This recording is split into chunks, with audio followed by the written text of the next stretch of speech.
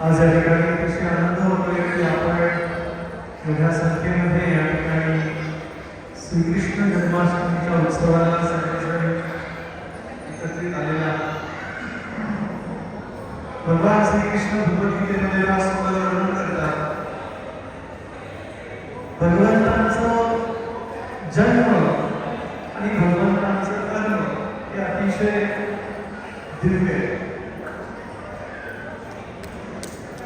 भगवद्गीतेमध्ये भगवान श्रीकृष्ण 4व्या अध्यायामध्ये वर्णन करत आहेत. यदा यदा हि धर्मस्य ग्लानिर्भवति भारतः अभ्युत्थानं धर्मस्य तदात्मानं सृजाम्यहम् परित्राणाय साधूनां विनाशाय च दुष्कृतां धर्मसंस्थापनार्थाय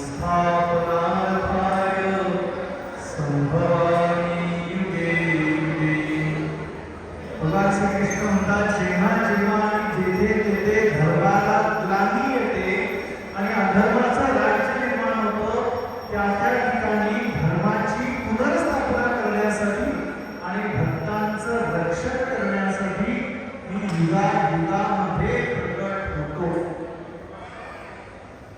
आणि आपण पाहतोय भगवंत भक्तांच्या रक्षणासाठी प्रकट होतात. भगवंतांचं अवतरण हे साधारण नाही आहे. आपण पाहतो की भगवान श्रीकृष्ण हे मध्यरात्री प्रकटले. सोसाट्याचा वारा होता, मुसळधार पाऊस पडत होता, विजा चमकत होत्या, ढगांचा गडगडाट येत होता. अशा परिस्थितीमध्ये मथुरेच्या तुरुंगामध्ये भगवंत हे प्रकट झालेले आणि भगवंत कशासाठी प्रकट होतात त्याचं वर्णन स्वतः गीतेमध्ये ते करतायत. परित्राणाय साधूनां, साधूंचं रक्षण करण्यासाठी, धर्म संस्थापनार्थाय, धर्माची स्थापना करण्यासाठी. याचं कारण असं आहे, या जगामध्ये दिवसेंदिवस असुरी स्वभाव वाढत चाललेले आहे, दृष्ट प्रवृत्ती वाढत चाललेली आहे. आणि या सर्वांना कुठेतरी आळा घालण्यासाठी, धर्माची स्थापना करून भक्तांचं रक्षण करण्यासाठी भगवंत प्रकट होतात. पहा, जन्माष्टमी उत्सव असू दे किंवा रामनवमीचा असू दे, जिकडे तिकडे केवळ आनंदी वातावरण असतं. आणि भगवान श्रीकृष्ण खास म्हणून जेव्हा प्रकट होत आहेत, भगवंतांच्या बाबतीमध्ये असं म्हटलं जातं की भगवान श्रीकृष्ण हे सर्व आकर्षण आहे, सर्वांना आकर्षित करणारे असे आहेत. आणि सर्वांना आकर्षित करणारे भगवंत जेव्हा या भूतलावरती प्रकट होतात, त्यांचा उद्देश हा आहे धर्माची पुनर्स्थापना करणं, भक्तांचं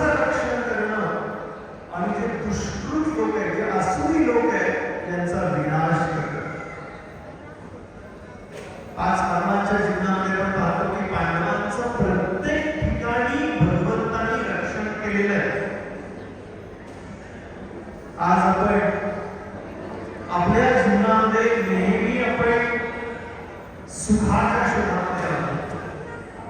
नेहमी आपण कुठेतरी मला एक सुरक्षा मिळावी, माझं रक्षण व्हावं, या भावनेमध्ये आपण नेहमी असतो.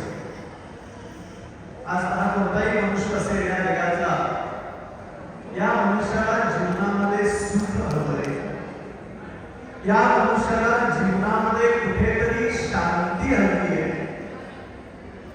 आणि बाहेरचं जगत हे असं आहे, कोणालाही सुखाने या जगात राहू दिलं जात नाही.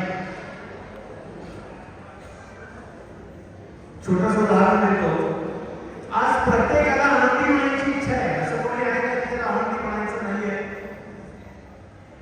लहान मुलांच्या पासून ते वृद्धांच्या पर्यंत सर्वांना आनंदी व्हायचं आहे. पण या जगामध्ये तो कायमस्वरूपी आनंद टिकतो का? आणि तो खरा आनंद काय आहे हे समजून सांगण्यासाठी भगवंत युगायुगामध्ये प्रकट होतात. आणि हे सांगण्यासाठी की या मनुष्य जीवनामध्ये खरा आनंद जर काही प्राप्त करायचा असेल तर तो कसा करायचा आहे. एकदा एक तरुण मुलगा होता आणि या तरुण मुलाला जीवनामध्ये आनंद मिळवायचा होता, पण जीवनामध्ये आनंद काही मिळत नव्हता.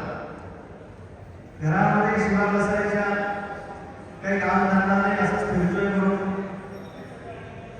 बाहेर गेला मित्रांच्या मध्ये शिवा बसायच्या, समाजामध्ये फिरताना लोक नाव ठेवायचे. त्यांनी विचारायला चला चांगलं शिक्षण घेऊ. शिक्षण घेतलं पण नोकरी काही मिळत नव्हती. खूप प्रयत्नानंतर नोकरी मिळाली पण कमी पगाराची मिळाली. म्हणजे प्रत्येक ठिकाणी जीवनामध्ये त्याला अडचणी येत होत्या. आणि कोणीतरी सांगितलं की अरे बाबा, सत्संगामध्ये जा म्हणजे तुझ्या सगळ्या समस्या संपतील. आजकाल लोकांना माहिती आहे की बाबा मी एकदा मंदिरात जायला लागलो की माझ्या सगळ्या समस्या संपतील, अशी लोकांच्या मनामध्ये धारणा आहे. आणि खरं आहे, ते चुकीचं नाही आहे, पण कोणत्या भावनेने जाणं हे तितकंच महत्वाचं आहे. तर हा विचार सत्संग शोधू लागला. कुठे सत्संग मिळेल, कुठे सत्संग मिळेल, कुठे सत्संग मिळेल. शोधता शोधता शोधता एका आश्रमामध्ये गेला. एक साधू प्रवचन देत बसले होते आणि तो म्हणाला की मला दररोज तुमचा सत्संग करायचा आहे. साधू म्हणाले येत राहा. दररोज येऊ लागला. दररोज येऊन प्रवचन ऐकणं, कीर्तन करणं नित्य नियमाने चालू होतं. पण असं करता करता अनेक दिवस निघून गेले, पण त्याला आनंद काही येत नव्हता. आणि अशा अनेक दिवस गेल्यानंतर तो साधूंच्याकडे परत गेला. म्हणाला की महाराज, मला आनंद काही येईना. तुम्ही सांगितलं होतं सत्संग केल्यानंतर आनंद मिळेल, पण हा आनंद काही मिळत नाहीये. साधू म्हणाले तू चालू ठेव, सत्संगात येणं चालू ठेव. चालू ठेवल्यामुळेच तुझ्या जीवनामध्ये आनंद येईल. अनेक दिवस निघून गेले पण आनंद काही मिळेना. पुन्हा गेला साधूंच्याकडे, म्हणतो काय करू होता, एवढे दिवस येतोय पण काही आनंद मिळत नाहीये. साधू म्हणाले काम कर, आपल्या आश्रमामध्ये फार सुंदर बगीचा आहे. या बगीच्याला पाणी कोणी घालत नाही. आपल्या आश्रमामध्ये एक बादली ठेवलेली आहे, त्या बादलीने दररोज पाणी घालत जा. हा दररोज पाणी घालत राहा सेवा म्हणून. पण काय व्हायचं, ती बादली होती जुनी, त्या बादलीला एक छिद्र पडलेलं होतं. विहिरीतून बागेपर्यंत येईपर्यंत निव्वळ पाणी संपून जायचं. थोडंसंच पाणी त्या बागेच्या झाडांना जायचं. शेवटी ते करता करता तोही वैतागला. गुरुच्याकडे जाऊन म्हणाला माझी धन सेवाही आणखी होत नाहीये. तुम्ही सांगितलं दररोज पाणी घालायला, पण गुरु म्हणाले असं नाही. तू जी सेवा केलेली आहेस ना, ती सेवा या वृक्षांनी, या बगीच्यातल्या वेलींनी स्वीकार केलेली आहे. म्हणजे कशी बघ, म्हणजे झाडांना सुंदर फुलं दिलेली आहेत, वेलींना सुंदर कळ्या आलेल्या आहेत. आणि सगळ्यात महत्वाचं म्हणजे आपल्या आश्रमामध्ये जी जुनी बादली ठेवलेली होती, वर्षानुवर्ष कधी धुतलेलं नव्हतं तिला, पण तू दररोज पाणी आणायला लागलास त्यामुळे ती स्वच्छ झालेली आहे. म्हणजे तसं सत्संगाला यायला लागल्यानंतर वर्षानुवर्ष हृदयामध्ये साठलेली जी काही बळ आहे आता कोणी म्हणेल हृदयामध्ये साठवलेली गुण कोणती बरं? आपण दररोज सकाळी अंघोळ करतो चांगल्या स्वच्छ साबणाने, पाण्याने वगैरे. दिवाळी आला की दिवाळीचा साबण आपण ठरलेला आहे. कुठला आहे? मोतीचा पण ठरलेला आहे सगळ्यांचा. त्या अंगाला घासून स्नान करायचं की सुगंध लावायचं. पण गीता महात्म्यामध्ये फार सुंदर वर्णन केलेलं आहे. मलिनम भोजनम पुंसाम जलस्नानम दिने दिने सुकृत गीता स्मृतस्नानम संसार बलनाशनम. दररोज कितीही अंगाला साबण लावून स्वच्छ केलं तरी हृदयातला मळ काही संपणार नाही. आणि हृदयातला जर मळ संपायचा असेल तर गीतेच्या ज्ञानामध्ये स्नान करणं गरजेचं आहे. संत तुकाराम महाराज म्हणतात, नाही निर्मळ जीवन काय करेल साबण. म्हणजे जीवनच निर्मळ नाही तर साबण तुम्ही काय करणार? भरपूर साबण लावा, वेगवेगळ्या प्रकारचे परफ्युम्स लावा अंगाला, एवढंच तो बाहेरचा सुगंध असेल पण आतला दुर्गंध काय आहे? कामेश क्रोधेश रजगुण समुद्भवा महाअष्टो महापात्मा विद्धेन वैरिणाम. हृदयामध्ये जो काम बसलेला आहे, क्रोध बसलेला आहे, द्वेष बसलेला आहे, हा जोपर्यंत जात नाहीये तोपर्यंत हृदय स्वच्छ होत नाही. महाभारतामध्ये कुंती महाराणीचं पात्र अतिशय सुंदर आहे की ज्या कुंती महाराणींनी बालपणापासून वृद्धापणापर्यंत केवळ भगवंताची सेवा केली, बाकी काही केलं नाही. आणि ही जी कुंती महाराणी आहे सदैव भगवंताच्या स्मरणामध्ये असते.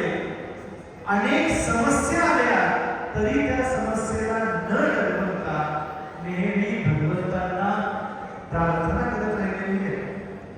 नमो पंकज नाभाय नमो पंकज मालिने नमो पंकज नेत्राय नमस्ते पंकजाग्रे.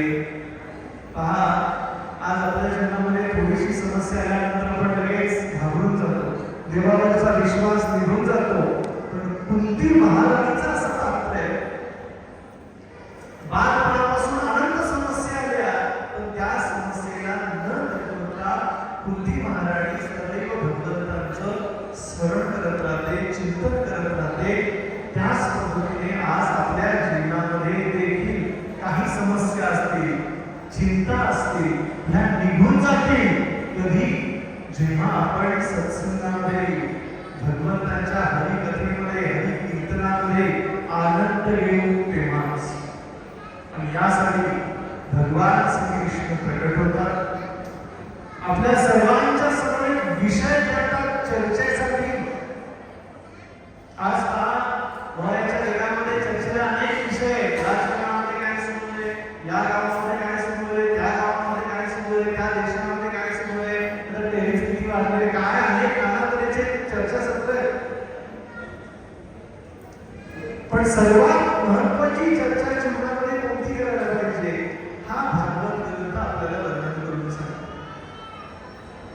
भागवतामध्ये वर्णन आहे, श्रुतां सुगता कृष्ण पुण्यश्रवण कीर्तना हृदयतस्तो भद्राणि विधुनोति सुहर्षताम्. नियमितपणे श्रवण करणं गरजेचं आहे. कोणाचं?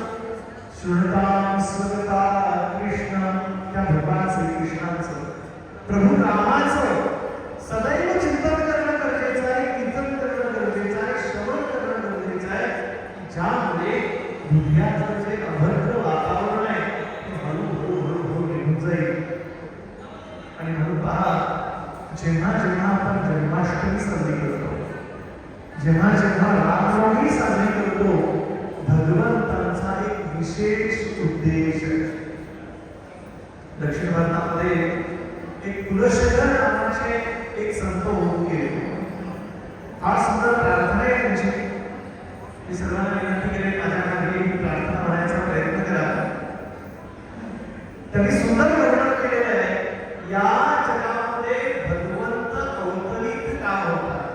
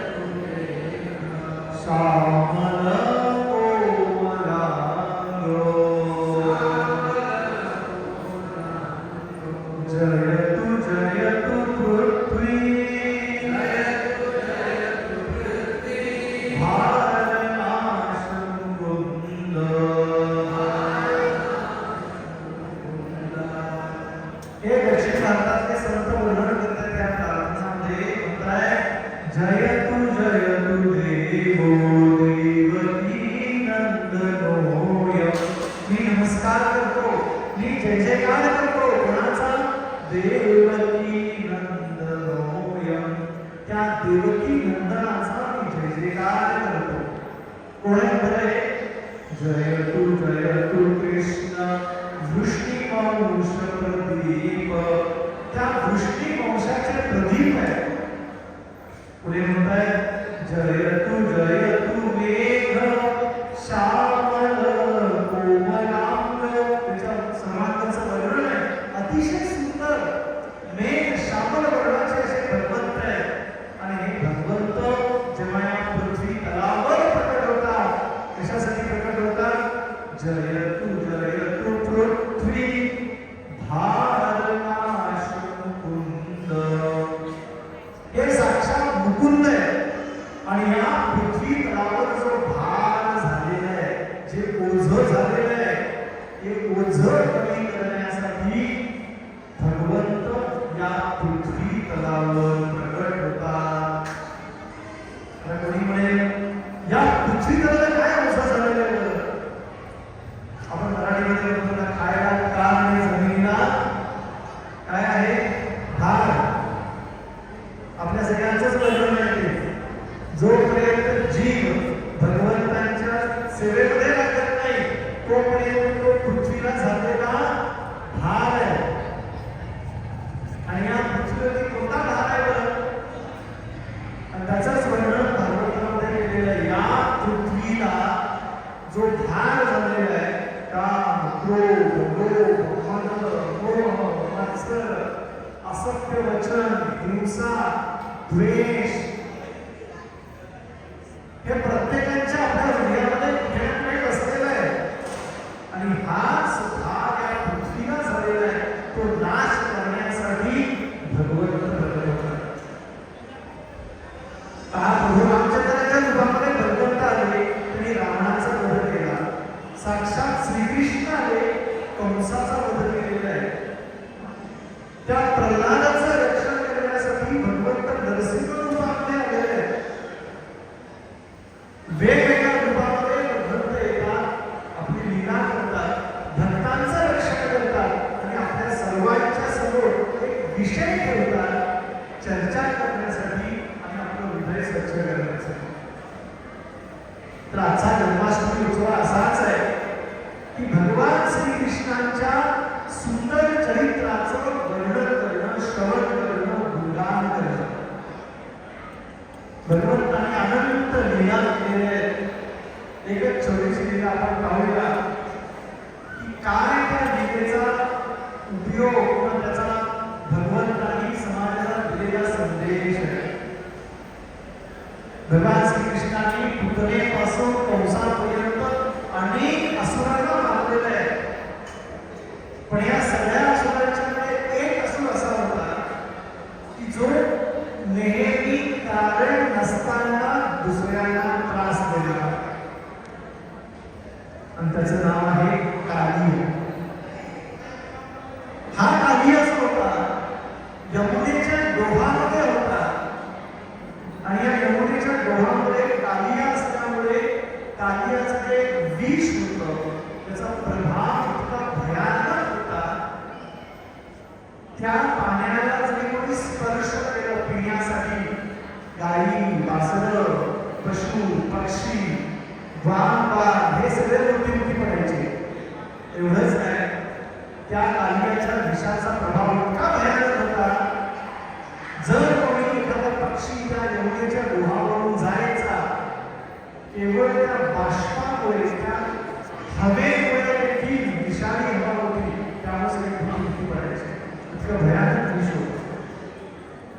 आणि त्यामुळे भगवंताचे जे जवळचे मित्र होते, वाघ, गाई, वासरं, कोणी त्या यमुनेच्या डोहामध्ये जात नव्हतं. तर माहिती होतं इथे जाणं म्हणजे धोका आहे. आणि भगवान श्रीकृष्णांनी आपल्या भक्तांच्या रक्षणासाठी जो भार झालेला होता कालियासारख्या सापाचा, तो दूर करायचा प्रयत्न केला. आणि स्वतः भगवंत यमुनेच्या किनारी सुंदर असं मोठं वृक्ष होता कदंबाचा, त्यावर चढले, तिथून उडी मारली डोहामध्ये. त्या कालिया समवेत खूप मोठं युद्ध केलं. कालियाला 100 फणे होते असं वर्णन केलेलं आहे. आपण एक जर फणा बघितलं तर घाबरून जातो. किती होते कालियाला? 100 फणे. आणि या 100 फण्यांच्यावर भगवान उभे राहिलेले आहेत. त्याचा एक एक फणा आपल्या लत्ता प्रहाराने मारताय, त्याचं विष आहे करताय. आणि अशा रीतीने भगवंतांनी त्याच्यासमोर युद्ध केल्यानंतर तो कालिया त्याचं सगळं विष निघून गेलेलं आहे. अर्ध मूर्छित अर्ध मेल्या अवस्थेत ते झालेलं आहे. त्यांनी मान टाकलेली आहे आणि इतक्या सगळ्या कालियांच्या ज्या पत्न्या होत्या त्या एकत्रित येऊन भगवंताला प्रार्थना करतात, विनंती करतात की तुम्ही आमच्या पतीला क्षमा करा. ही अतिशय छोटीशी लीला आहे, पण या लीलेमधून आपल्याला जर काही घ्यायचं असेल, भागवतामध्ये शुद्धे गोस्वामी फार सुंदर वर्णन करतात. भगवंतांनी त्या कालियाचा वध केला म्हणजे काय केलं बरं? कालियासारखी जी प्रवृत्ती आज आपल्याही हृदयामध्ये कुठेतरी बसलेली आहे. आपण कारण नसताना, जसा सापाचा एक स्वभाव आहे, कारण नसताना दंश करणं. बघा पुढे साप आणि विंचू हे दोन असे गोष्टी आहेत, प्राणी आहेत, कारण नसताना दंश करतात. आणि विंचवाचा दंश तर खूप भयानक असतो आणि सापाचा दंश माणूस लगेच मोठी करतो. तर साप आणि विंचू असे आहेत की आपल्याला ग्रंथामध्ये असं वर्णन आहे, मोडेत साधरूपी वृश्चिक सर्व हत्या. सापाला आणि विंचवाला मारल्यानंतर साधू लोकांनाही आनंद होतो. इतके भयानक विंचू आणि साप आहे. तर यांचा स्वभाव असा असतो, कारण नसताना दंड मारणं, कारण नसताना दंश करणं. तर आज ती कालियाची प्रवृत्ती आपल्याही हृदयामध्ये कुठेतरी बसलेली आहे. आणि म्हणून जसं मी सुरुवातीला म्हणालो, आपण जीवनामध्ये आनंदी होण्याचा प्रयत्न करतोय, पण तो आनंद का मिळत नाही? कुठेतरी तो कालिया आपल्या हृदयामध्ये बसलेला आहे. आणि जोपर्यंत हा कालिया हृदयातला, कालियाचं वर्णन केलेलं आहे, कालिया म्हणजे काय? द्वेष भावना.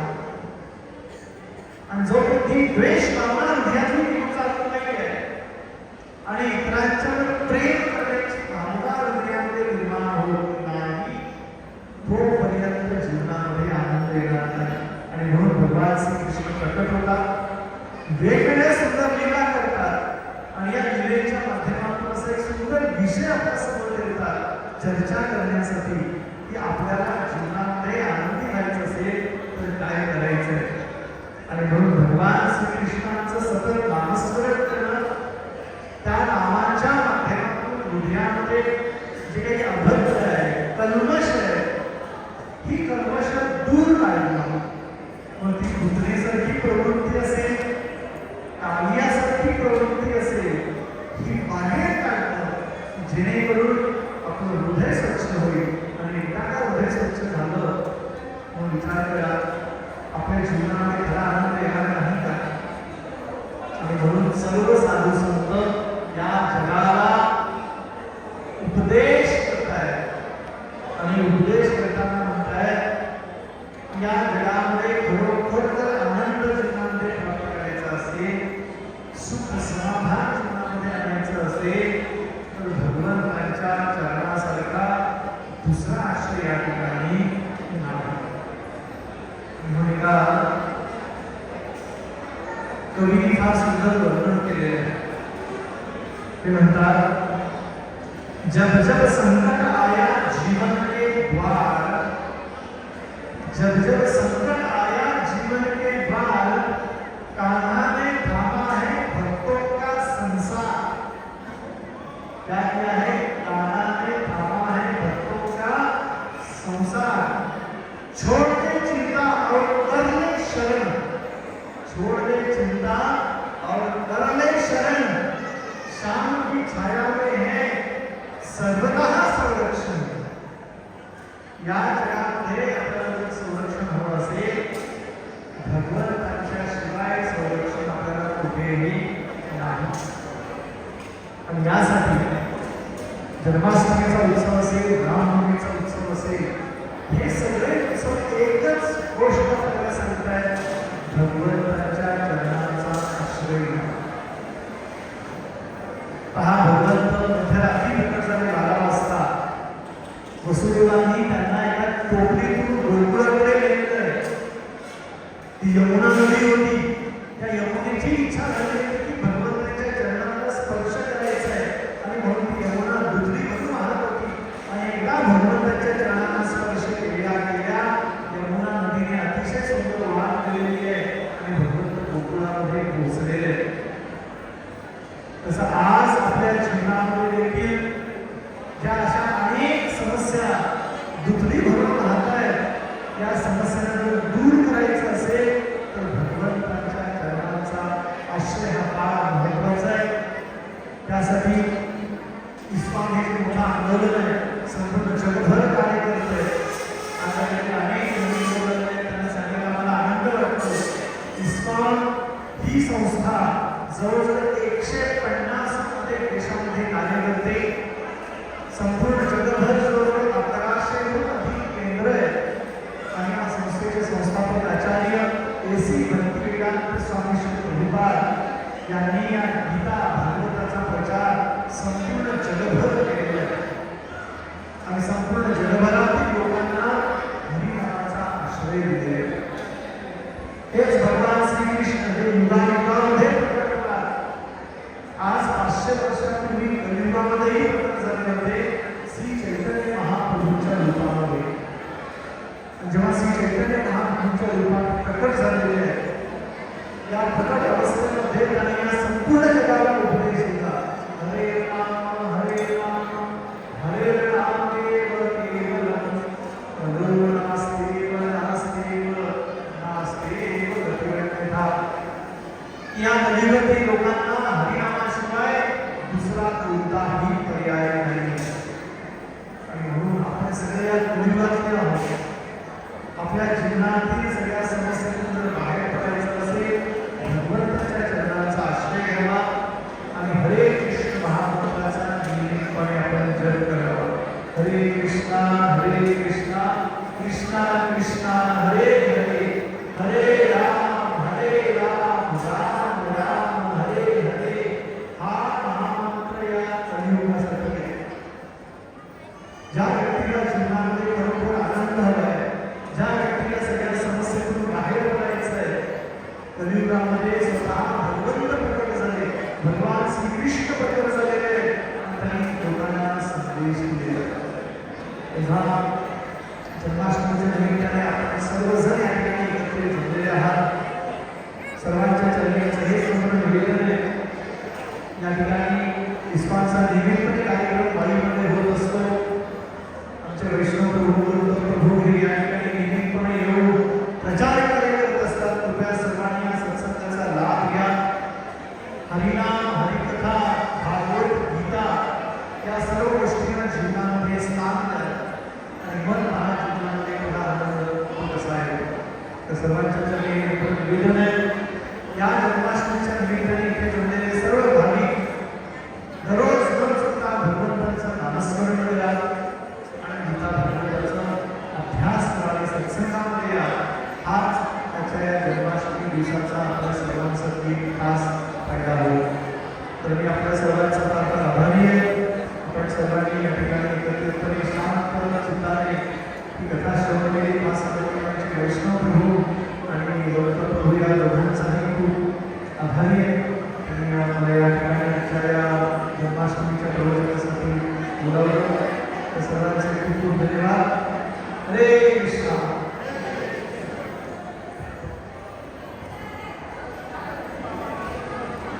हरे कृष्ण. तर सर्वांचं स्वागत आहे.